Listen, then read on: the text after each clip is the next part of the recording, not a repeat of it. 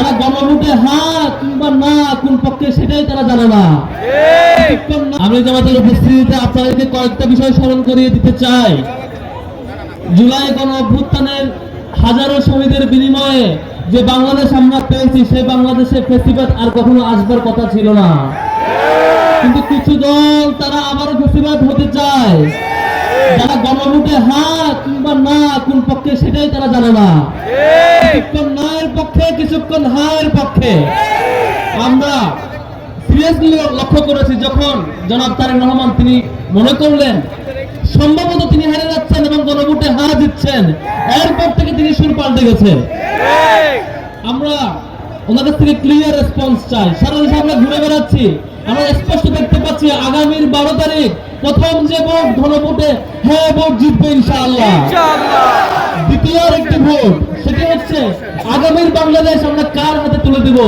যারা নিয়মিত ধর্ষণ করে, খুন করে, যারা নিজেরা নিজেদের দলের লোককে নিহত করে, কিংবা সাধারণ ব্যবসায়ীকে পাথর মেরে হত্যা করে, কিংবা ধর্ষণের সাথে জড়িত এসব অপরাধে যারা জড়িত এবং চাঁদাবাজের সুখ্যাত যাদের রয়েছে, তাদেরকে কি আমরা আগামীর বাংলাদেশ হাতেও তুলে দেব?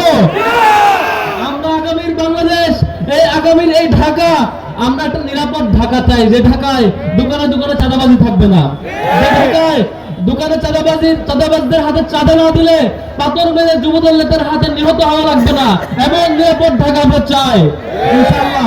সেই ঢাকা, সেই নিরাপদ ঢাকা বিনির্মাণের জন্যই আপনাদের আসনে আমাদের মোহতারাম আমির জামাত প্রার্থী হয়েছেন। আপনারা আগামীতে যে মার্কায় ভোট দেবেন সে মার্কা কি? দাঁড়িপাল্লা। কোন সে মার্কা? দাঁড়িপাল্লা। ইনসাফের প্রতীক কোনটা? দাঁড়িপাল্লা। আগামী 12 তারিখ জিতবে কোন মার্কা? দাঁড়িপাল্লা। তাহলে আগামী 12 তারিখ দুইটা ভোট। নাম্বার 1 হ্যাঁ ভোট কোনটা? হ্যাঁ ভোট। হ্যাঁ হচ্ছে আজাদি। হ্যাঁ কি? আজাদি। যারা ন্যায়ের পক্ষে তারা মূলত গোলামীর পক্ষে থাকে। সম্মানিত ভাইরা, দ্বিতীয় যে ভোট, সে ভোট কোথায় যাবে? দাঁড়িপাল্লা। কোথায়? দাঁড়িপাল্লা। ইনশাআল্লাহ আগামী 12 তারিখ দাঁড়িপাল্লার বিজয় দেখা হচ্ছে। আমা তাওফিক ইল্লা বিল্লাহ। আসসালামু আলাইকুম ওয়া রাহমাতুল্লাহ।